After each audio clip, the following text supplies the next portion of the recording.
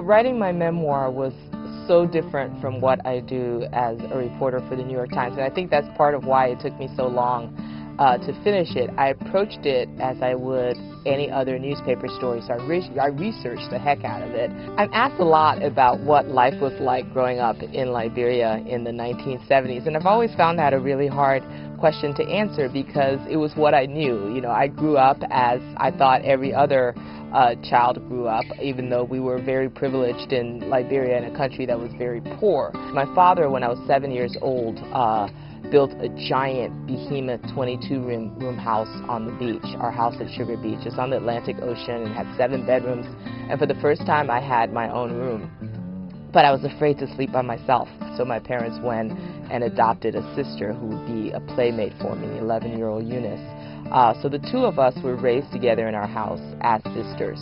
I grew up surrounded by very strong women. You know, African women, I think, are the strongest women anywhere. They literally carry this continent on their back. I mean, they're the ones who drive the economy, the market women. They're the ones who are, you know, raped in the middle of these endless wars. Their children are kidnapped to become child soldiers, and they still pick themselves up. They have the children of their rapists, they put them on their backs, and they keep going. I've met a lot of Liberians while touring with the book, and I was really nervous after writing the book about what the response in the Liberian community would be. I finally went last week to Minneapolis, where I met with, I spoke to a group of Liberian students. I was really nervous.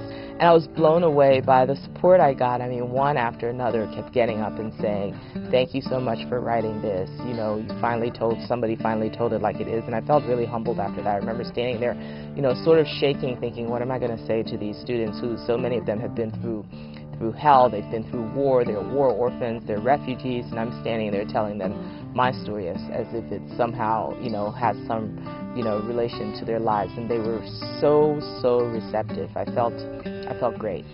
I hope anybody who reads my book can sort of see that even in West Africa, you know, thousands of miles away in a completely different culture, there's a little girl who grew up who's not that dissimilar from yourself.